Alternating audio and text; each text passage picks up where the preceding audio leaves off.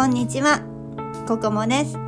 いつもご視聴くださいましてありがとうございます。冒頭の卵が焼けると、私結構好きなんです。何回でも聞けそうです。今回は錦糸卵に挑戦しています。初体験です。頑張ります。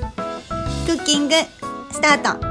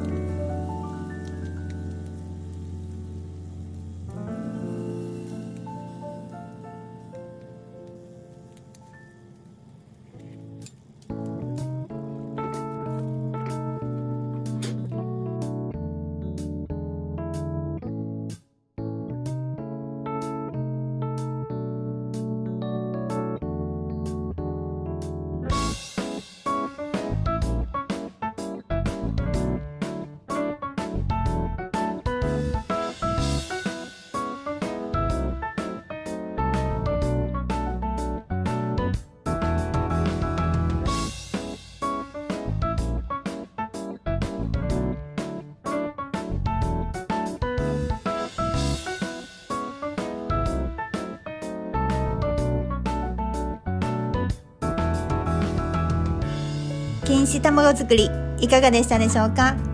思ってたより破れずにうまくできた方かなと自分では思っています。次の動画ではこの錦糸卵を使ったお料理の紹介となります。ぜひお楽しみに。チャンネル登録まだの方はチャンネル登録していただけると嬉しいです。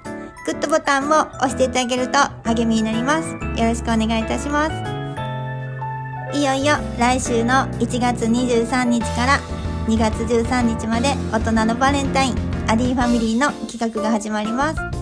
次のコーナーはその宣伝動画になります。ココモは来週の水曜日配信予定です。ぜひお楽しみに。最後までご視聴くださいましてありがとうございます。また次の動画でお会いしましょう。バイバーイ。